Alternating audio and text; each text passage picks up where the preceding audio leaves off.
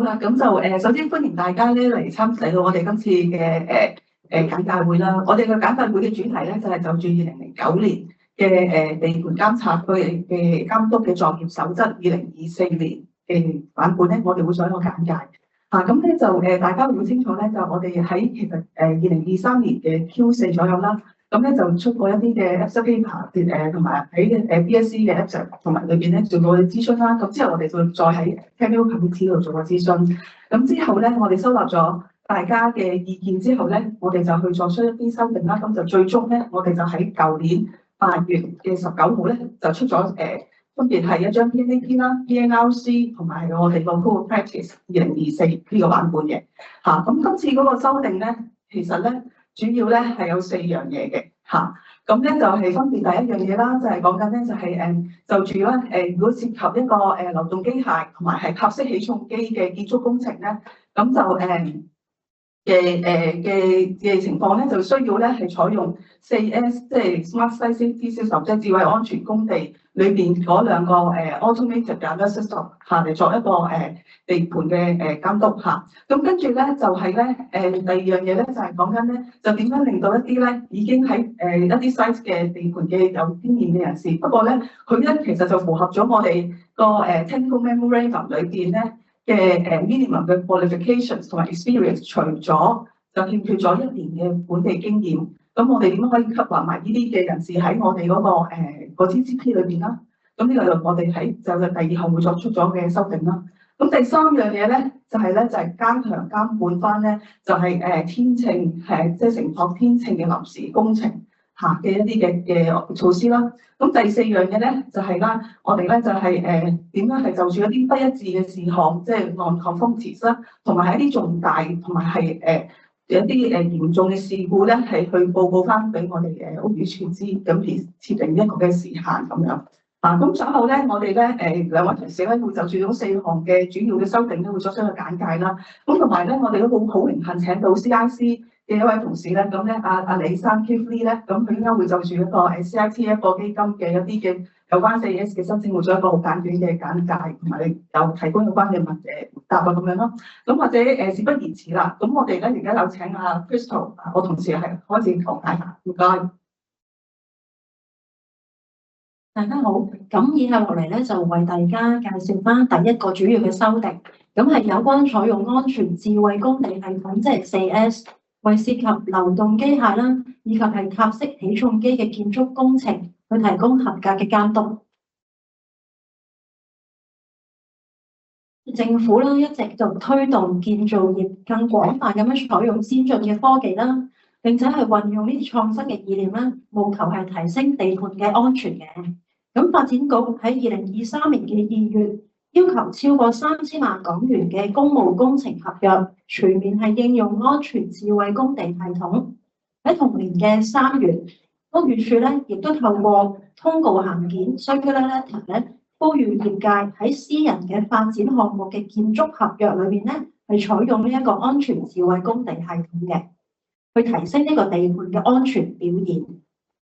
之後我哋亦都經過業界嘅諮詢啦，屋宇署喺2024年嘅3月咧，係再次透過通告函件去公布喺私人發展項目強制實施採用安全智慧工地系統嘅要求。咁呢度咧，其實係可以見到咧，由2023年起咧，我哋屋宇署就推行有關嘅系統嘅好幾個重要嘅進程。咁稍後我會為大家咧再作詳細嘅講解嘅。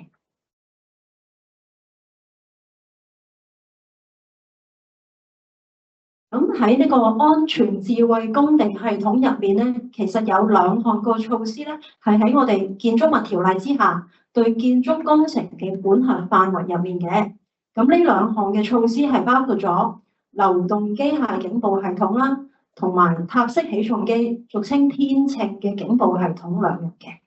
咁呢2項嘅自動警報系統嘅功能咧，其實係因應個危險區嘅定義啦。當有俾機械嘅移動構件，又或者係俾移動物件剪過，又或者係擊中嘅潛在風險出現嘅時候咧，自動警報系統咧係能夠即時向機械操作員以及係任何進入咗危險區嘅人士，咁當然都包括咗地盤工人等等啦，就發出一啲警報嘅，咁提醒佢哋咧係有意外嘅風險出現啦，等佢哋咧就可以及時作出一啲反應啦，去避過呢一啲危險嘅。咁要做到呢一個功能咧，其實流動機械咧就係要按需要咧裝設足夠數量嘅感應器啦。咁至於點樣先至係足夠咧？重點咧就係在於能夠全面去覆蓋流動機械危險區裏面嘅範圍嘅。咁其實我哋咧都有同呢啲系統嘅供應商了解過啦。咁現時市場上面咧一般有兩類型嘅自動感應系統啦。咁即係人工智能鏡頭 AI camera 啦，同埋無線電測量兩種嘅技術嘅。咁呢兩種技術咧，其實都能夠做到以上嘅功能表現。咁而建造業創新及科技基金 CITF 嘅預先批核名單入面嘅安全智慧工地系統產品咧，一般咧都屬於可以被接納採用嘅產品嚟嘅。咁換言之咧，即係等同於滿足到相關施加條件嘅要求㗎啦。咁由上年嘅7月1號開始啦，屋宇署喺首次批准私人發展項目上蓋結構圖則，以及係經重大修改嘅上蓋結構圖則嘅時候，亦即係 major revision 啦，咁就會根據翻建築物條例施加條件嘅。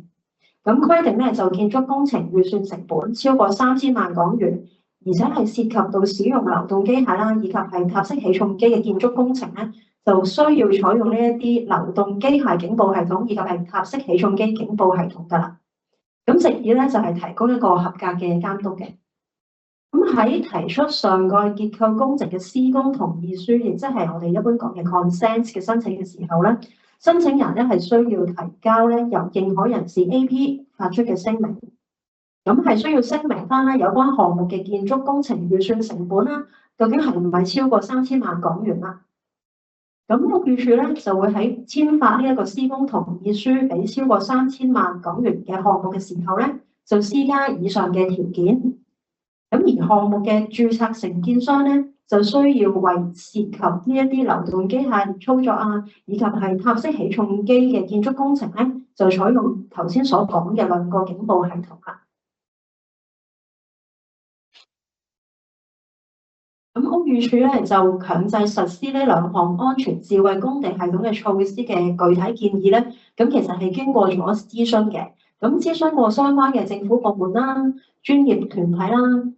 建築業嘅商會啦，以及係承建商代表等等嘅。咁例如咧，我哋上年嘅5月至到6月期間咧，都分別同5個承建商商會佢哋去會面或者係交流啦。咁目的其實都係想係優化同埋落實有關嘅實施嘅細項嘅。咁希望能夠提升地盤嘅安全表現就最為重要啦。咁我哋屋宇署咧喺考慮各方面嘅意見之後咧，就修訂咗施加條件嘅。咁包括咗釐定翻流動機械以及係實施計劃嘅定義等等。咁大家咧其實係可以去熒光幕上面嗰個 QR code 咧，就連結翻我哋屋宇署嘅頁面啦，就可以參考翻有關嘅施加條件㗎。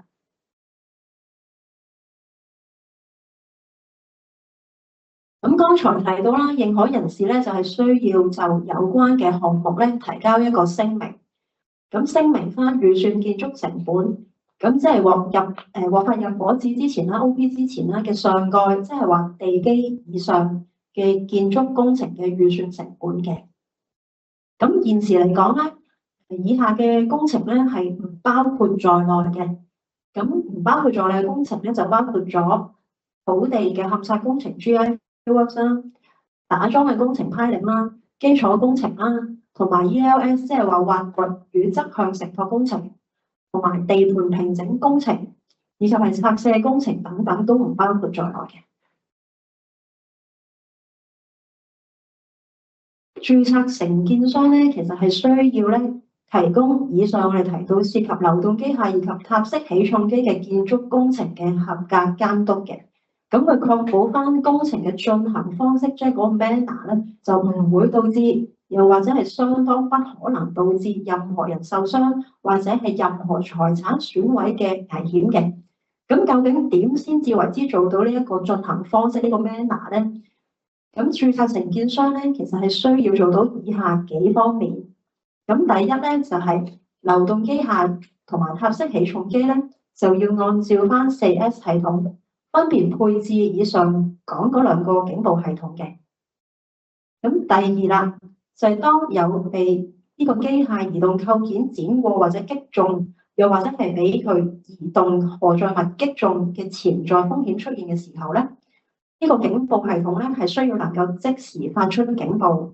去提醒機械嘅操作員啦，以及係任何進入咗呢個危險區嘅地盤人員嘅有呢個風險，等佢可以避過呢個危險。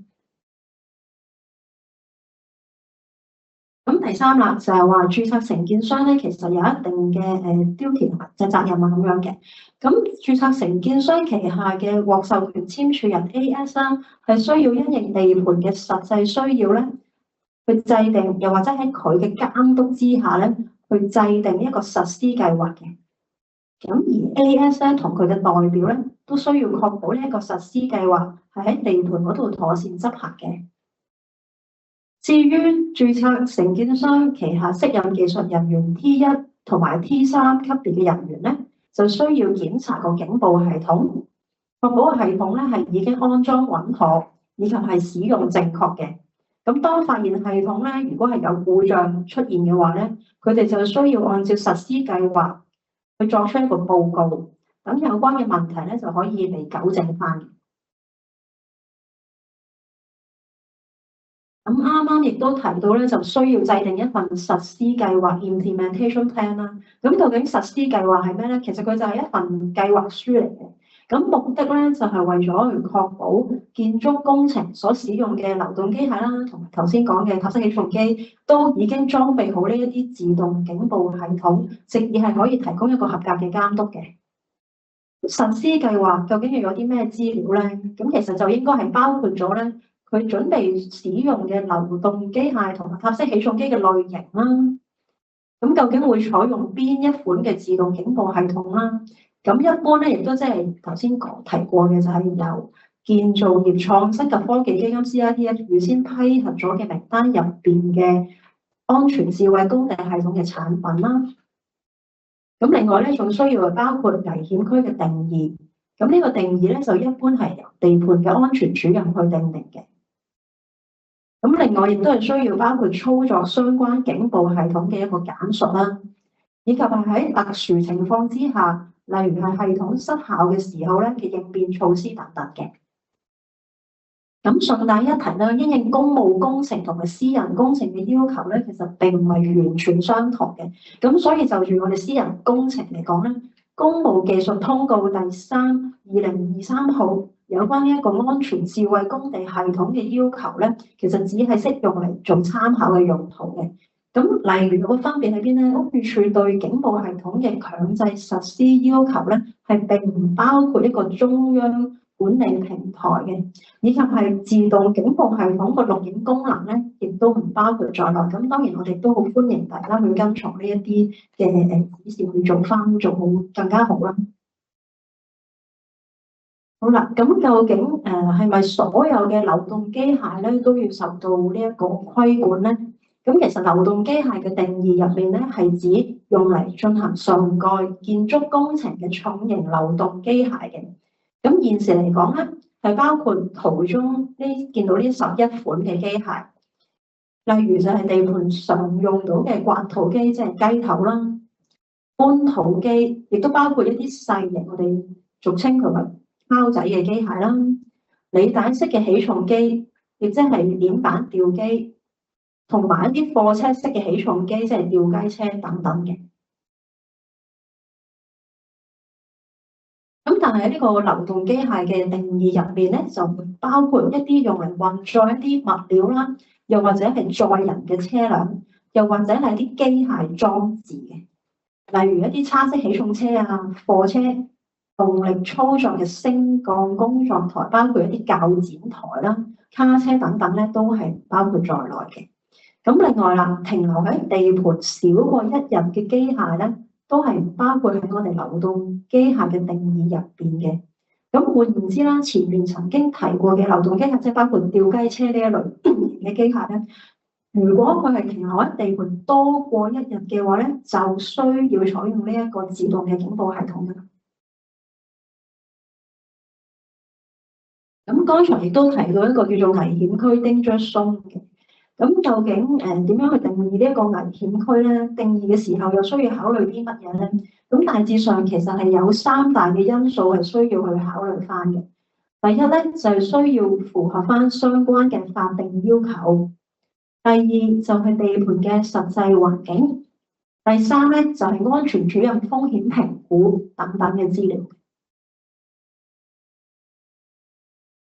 咁就講翻我哋屋宇署地盤監察組嘅工作啦。咁我哋咧其實一直咧都係會去施工中嘅私人工程地盤去進行地盤嘅審核巡查嘅。咁就住今次呢一個安全智慧工地系統方面咧，我哋會查閱翻註冊承建商制定咗嘅實施計劃啦。咁同埋係適任技術人員即係 TCP 嘅地盤監察記錄啦。按翻個情況咧，去檢查有關警報系統究竟係咪已經喺地盤嗰度安裝穩妥，以及係正常運作緊。咁其實講咁多都係目的咧，只一個啦。咁就睇下咧，究竟承建商有冇遵從到相關嘅施加條件啦。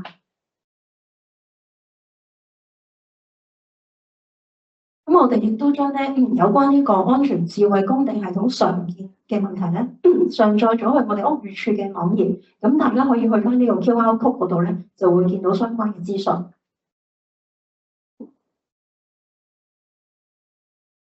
咁以下落嚟咧就去到我哋第二個今次曲裏面嘅修訂啦，就係關於引入更多合適嘅從業員咧，去作為適任技術人員，即係 TCP 啦，去負責翻呢個地盤嘅監督工作嘅。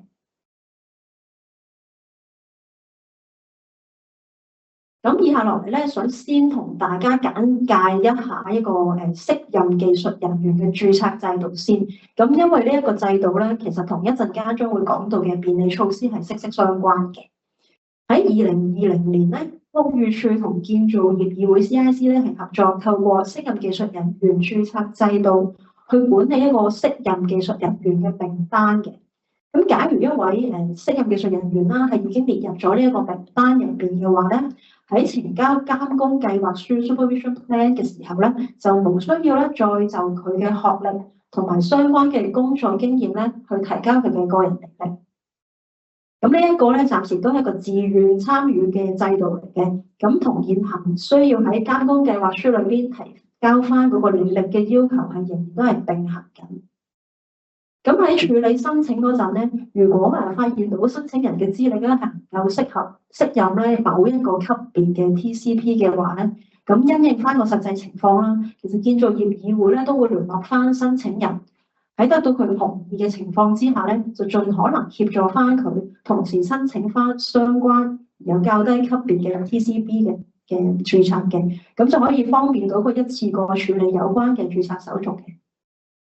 咁截至去到上年2024年，即係12月嘅29號咧，一共已經有5000幾位嘅成功註冊嘅適任技術人員㗎啦。咁其實呢個數字咧係包括咗所涉及嘅人數去計算嘅。咁如果係話以實際涉及各個級別 TCP 嚟計嘅話咧，一共咧都已經有超過1萬個成功嘅註冊記錄㗎啦。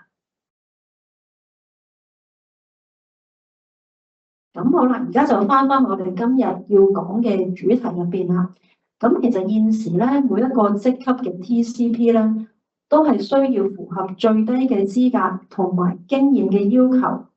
就每一級別嘅要求咧，大家你都可以參考翻我哋2009年監工計劃書嘅技術備忘錄嘅 Table 2裏面嘅詳細資料啦。咁而呢一啲相關嘅資格同埋經驗咧，都需要係一啲被我哋建築事務監督認可嘅資格同埋經驗嚟嘅。詳細要求咧，亦都可以參考翻我哋曲即係作業備考嘅第8.19至到8.24段啦，以及係 Table 8.4至到去8.8嘅。咁我就唔喺度詳細多講。咁就工作經驗方面咧，無論你係 T1 至 T5入面邊一個級別嘅人員咧，根據翻作業守則第8.22段有關嘅適任技術人員咧，都係需要具備最少1年嘅本地經驗嘅。咁喺今次嘅修訂咧，我哋就公布咗一項相關嘅便利措施啦。而家本地經驗少過1年嘅地盤監督嘅從業員咧，可以按頭先我哋介紹過嘅適任技術人員註冊制度去申請納入較低級別嘅適任技術人員名單先。咁前提咧就係其他所需要嘅學歷嘅資格啦，同埋工作經驗咧，都已經係符合咗我哋技術備忘錄以及係作業守則嘅要求。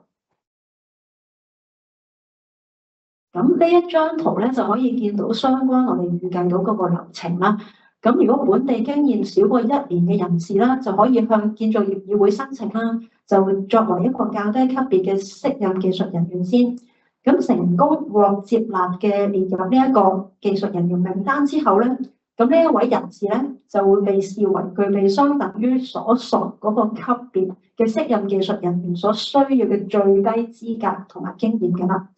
咁換言之咧，佢有呢一個資格咧，就可以履行相關工作班子，以及係相關建築工程類型較低級別嘅適任技術人員嘅職責。咁當佢獲取咗足夠嘅本地經驗之後咧，就可以再次向議會提交一個申請啦，註冊成為制度之下咧較高級別嘅適任技術人員啦。咁例如左邊呢一個咧，就係認可人士 AP 嘅工作班子嘅一個例子啦。咁一位符合咗 TCP T4 最低學歷以及係相關工作經驗要求嘅人士咧，如果係只係缺乏咗1年嘅本地經驗咧，喺修訂之前咧，佢都係唔符合作為任何級別嘅 TCP 嘅。咁但係而家有咗呢一個便利措施之後咧，當佢申請咗喺適任技術人員註冊制度之下註冊嘅話咧，佢就可以履行 T3 嘅職責㗎啦。咁右邊咧就係有關註冊結構工程師嘅工作班子嘅一個例子。咁即使喺呢個班子底下咧，T4 本身咧就唔適用於呢個班子嘅。咁但只要符合翻技術備忘錄 Table 2對 T4 嘅要求，同埋作業守則其他相關嘅要求嘅話咧，佢都有機會可以做到呢個工作班子低一級別嘅 T3 嘅。咁最近啦，我哋亦都將曾經獲得我哋屋宇署接納適任技術人員嘅學歷資格清單咧，上載咗去我哋屋宇署嘅網頁，咁俾有關嘅從業員咧係參考翻嘅。咁啊，藉此希望咧可以能夠便利到啦有關 TCP 嘅註冊申請啦，同埋提交監工計劃書嘅時候咧，大家係會有一啲適合嘅人員嘅。咁以下落嚟咧，我就將時間交俾我同事袁志豪先生咧，為大家講解第3同埋第4個主要修訂。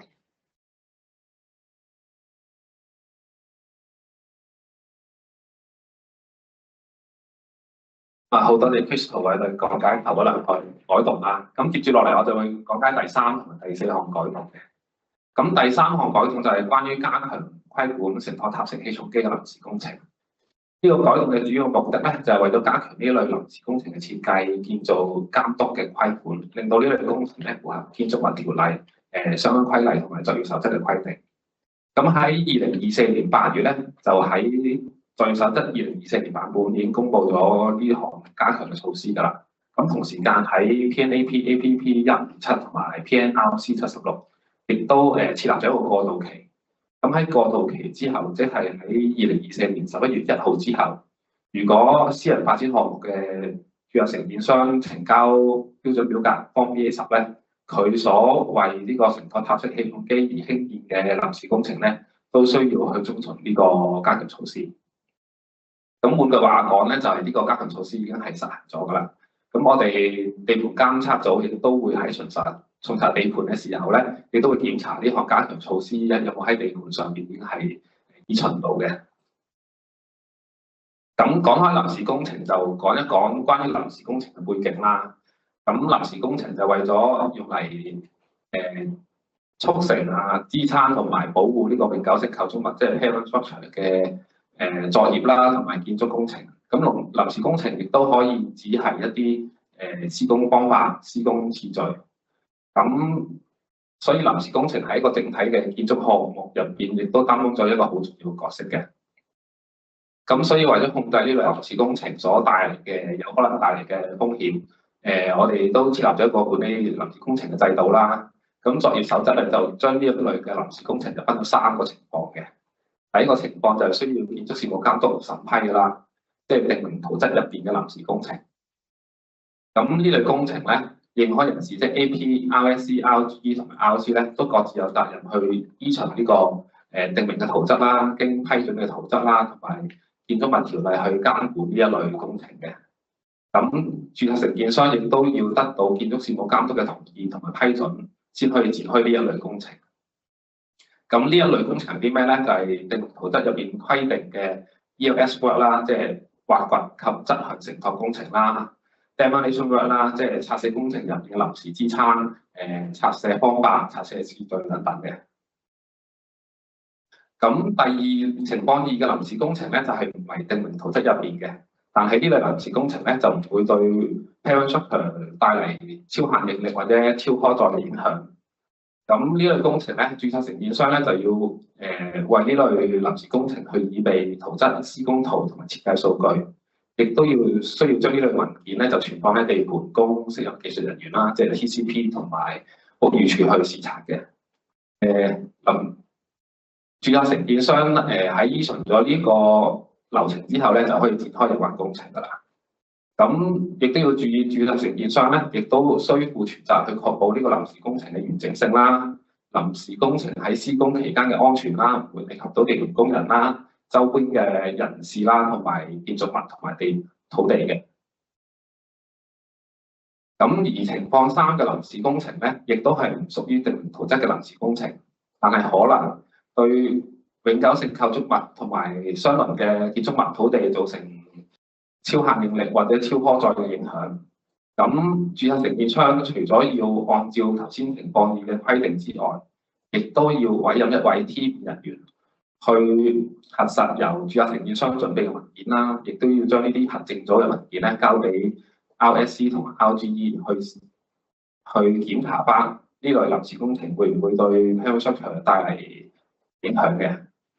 當佢哋檢查完確保咗呢類臨時工程唔會對永久性構築物啦、相鄰嘅建築物同埋土地嘅安全同埋完整性帶嚟不良影響之後咧， RSC 同 RG 咧，亦都需要去發出一個書面許可，俾註冊承建商去展開呢個工程。咁頭先提及過嘅 team 人員咧，亦都需要喺呢個臨時工程完工之後咧，親自去檢查臨時工程啦，同埋填寫呢個完工證明書嘅。咁註冊承建商亦都需要將完工證明書交俾 RSC 去協助確認嘅。咁臨時工程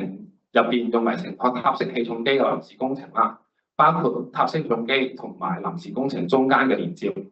臨時工程同埋永久性構築物中間嘅連接咧，亦都係屬於呢個建築工程嚟嘅，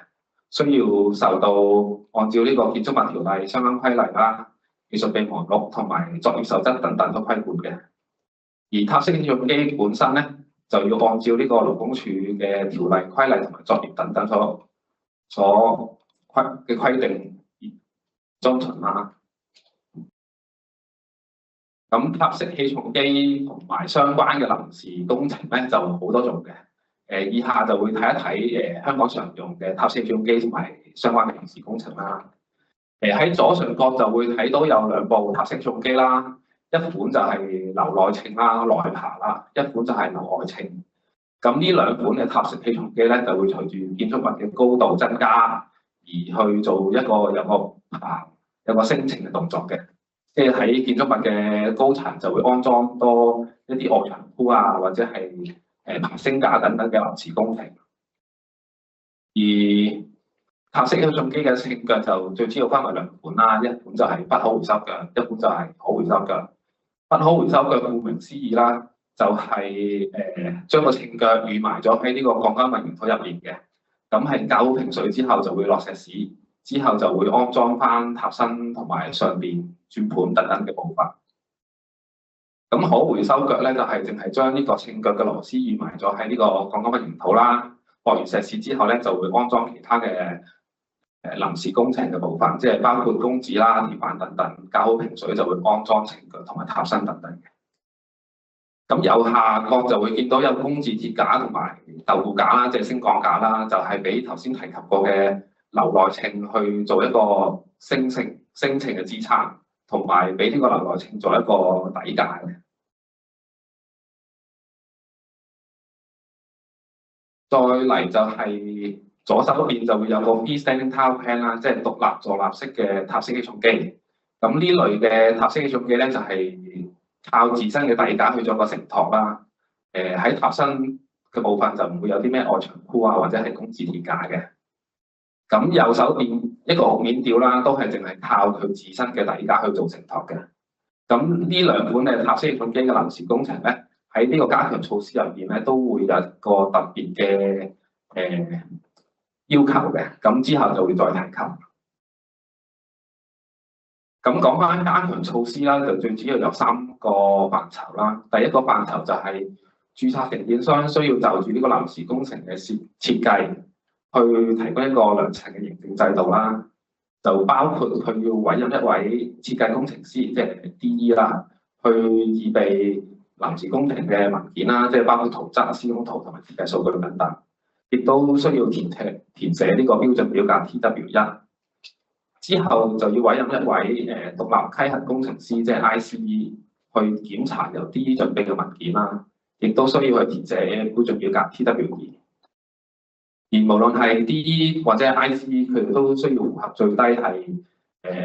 註冊專業工程師、土木或者係結構界別嘅，即係 RPE 師傅或者 structure。咁亦都需要具備相關工作經驗，最少5年嘅相關工作經驗。咁 DE 同 ICE 同埋佢哋嘅聘用公司都要係獨立於對方啦，即係可以有控權啊、附屬公司啊、僱傭或者等等嘅關係啦。第二個範疇就係註冊承建商需要為呢個臨時工程提供一個加強嘅監管。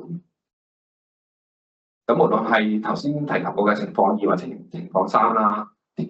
註冊承建商亦都要委任一位 T5嘅人員，同埋佢自己工作班子底下嘅 T4職級適任技術人員，去為呢個臨時工程嘅員工啦，去親自檢查，同埋都要填寫一個標準表格 TW3。咁頭先提及過嘅 DE 啦同埋 IC 咧，亦都可以兼任呢位 T5人員去核證呢個臨時工程嘅員工嘅。咁第3個範疇就係 APRSCRG 需要為住呢個臨時工程提供一個加強嘅監管啦。註冊結構工程師即係 RSE 需要就住註冊承建商喺唔同階段呈交嘅文件去檢查佢嘅完整性，包括佢文件需要呈交嘅文件係咪已經呈交晒啦？標準表格係咪已經填妥等等嘅？咁 APRSCRGE 底下嘅 TCP 亦都要檢查文件嘅完整性啦，同埋確保呢啲文件係由註冊承建商妥善咁存放喺地盤，供佢哋嘅視察同埋屋宇署嘅視察啦。咁同埋註冊承建商有冇依循相關嘅程序去進行嘅？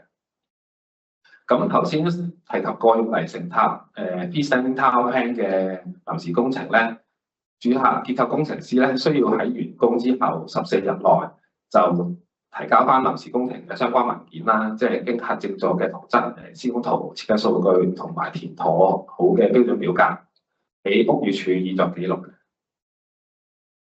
咁亦都提一提頭先提及過嘅樓內稱同樓外稱咧，如果佢哋喺第一個階段未有安裝啲外牆箍或者係工字鐵架嘅時候，即係淨係用個底架去做承托嘅時候咧，亦都需要去跟呢個規例去進行嘅。咁講完加強措施，實際上嘅流程又係點咧？其實實際上嘅流程咧，都係按照翻現行關於情況2同埋情況3嘅流程去做嘅，只不過有一啲額外嘅規定。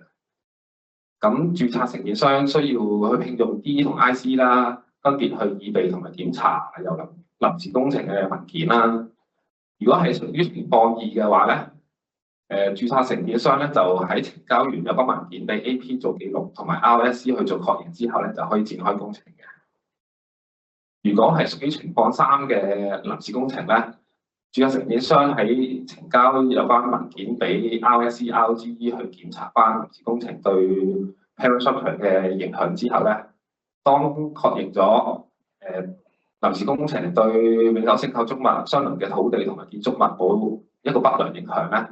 RSE 同埋 RGE 咧就會去提供一個書面許可俾註冊承建商去展開工程。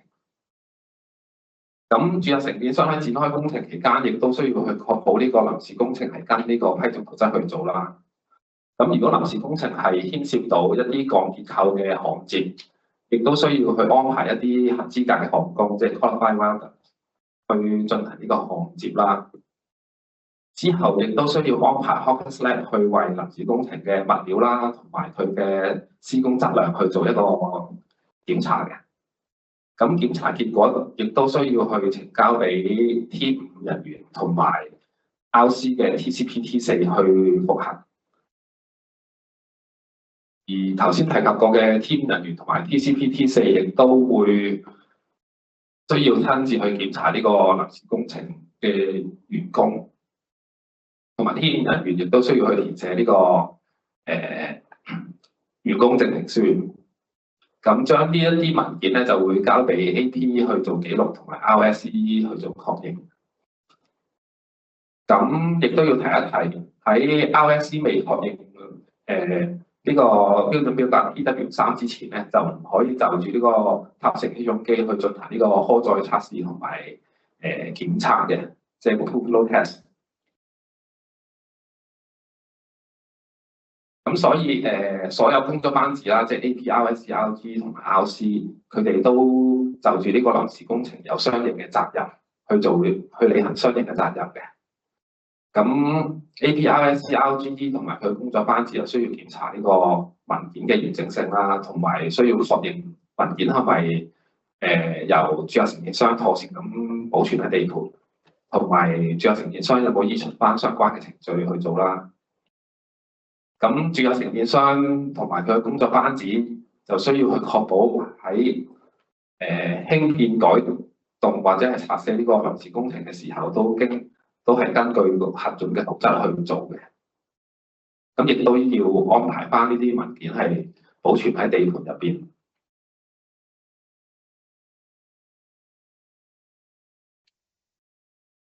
第4項改動就係關於屋宇署報告不一致事項同埋重大嚴重地盤事故嘅事項嘅。呢個改動嘅主要目的咧，就係為咗盡早向 AP、RSE、RGE 同埋 AS 啦，以及埋建築事務監督去報告呢一類事情，採取行動去解除即時危險啦，確保翻建築物同埋公眾嘅安全。所以各個工作班子嘅主管都需要去設立一個有效嘅溝通渠道，令到佢哋自己工作班子嘅承任技術人員啦，同埋商戶班子嘅承任技術人員，可以及早咁處理呢啲事項，同埋進行呢個糾正工程。咁不一致事項就係泛指地盤嘅條件啦，即係 conditions of site 啦。地盤所採用嘅方法、措施或者係完成嘅工程係唔符合作業守則、技術備忘錄啦，或者係批准圖則、批准方法等等嘅。咁所以呢啲不一致事項都需要去認真咁處理嘅，同埋要匯報俾其他承任技術人員。咁作業守則上面咧，亦都有3個情況係需要認可人士向建築事務監督報告嘅，就包括情況1啦，就係不一致事項會構成即時危險。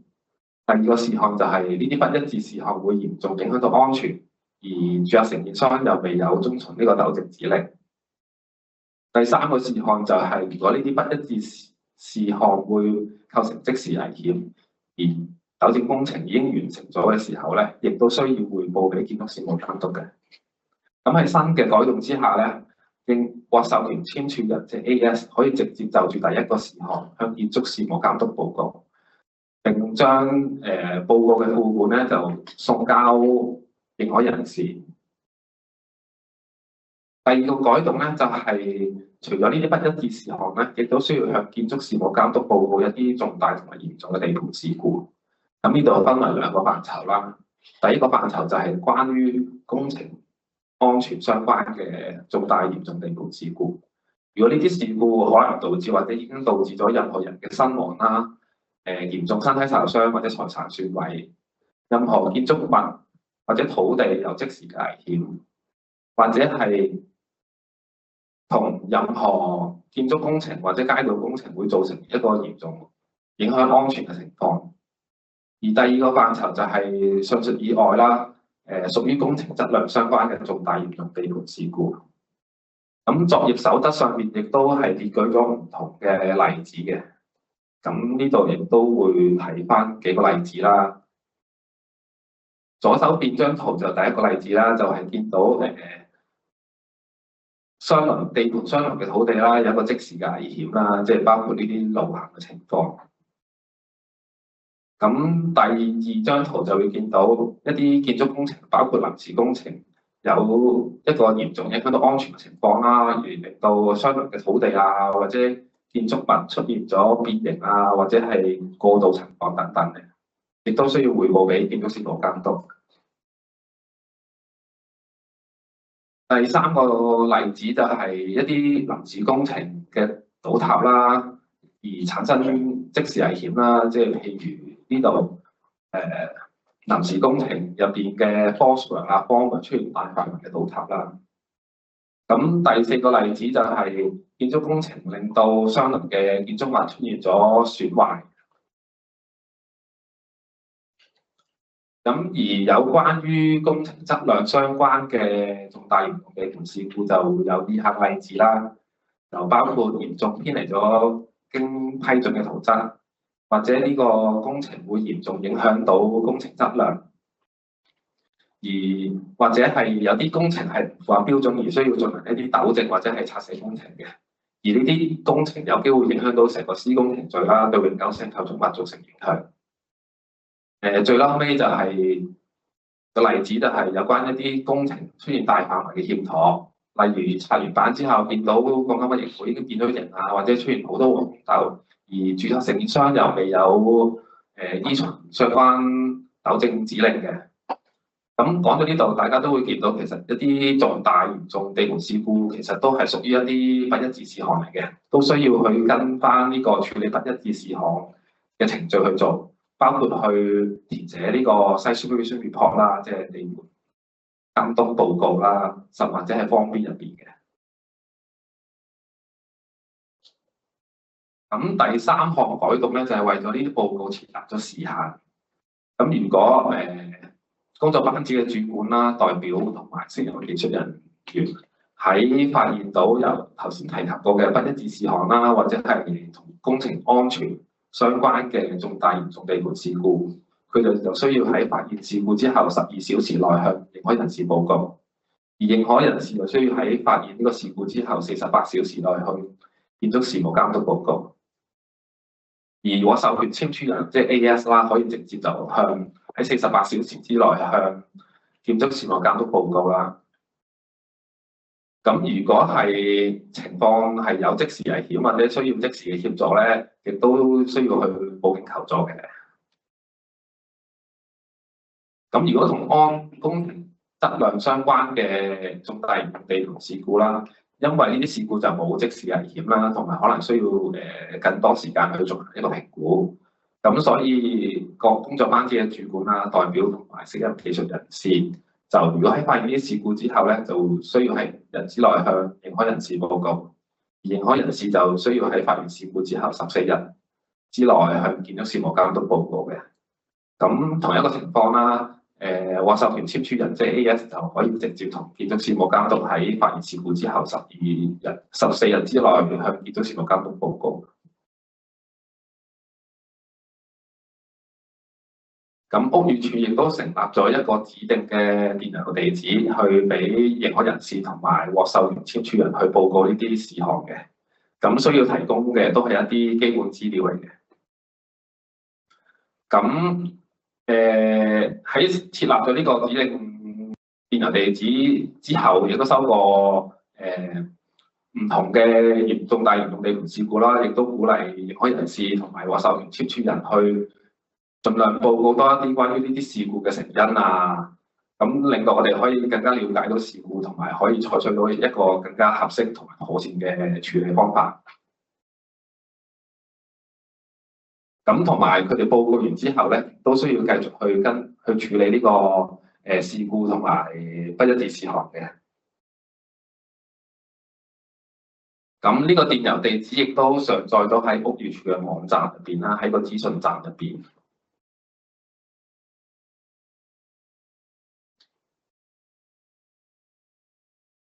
咁頭先提及過有關不一致事項同埋地盤事故係需要認真咁樣去處理啦。咁就除咗一啲好輕微嘅不一致事項可以即時作出糾正之外咧，其他嘅不一致事項同埋地盤事故都需要記錄喺 Site Supervision Report， 即係地盤監督報告入邊嘅，甚或者係Form B入邊嘅。咁記錄呢啲不一致事項同埋地盤事故，最主要咧都係想令到呢啲事件可以及時得到糾正，同埋有一個 lesson learn 嘅機會啦，即係避免咗同類型嘅事件繼續即係再次發生啦。咁處理呢啲不一致事項同埋地盤事故，就包括要發出一個糾正指令啦，跟進呢個糾正工程，同埋通知其他工作班子嘅承任技術人員。亦都有需要嘅話，就要同主管同埋認可人士去報告嘅。等佢哋可以去作出評估，睇下呢啲事項需唔需要報告俾建築事務監督。咁我今日嘅講解就去到呢度。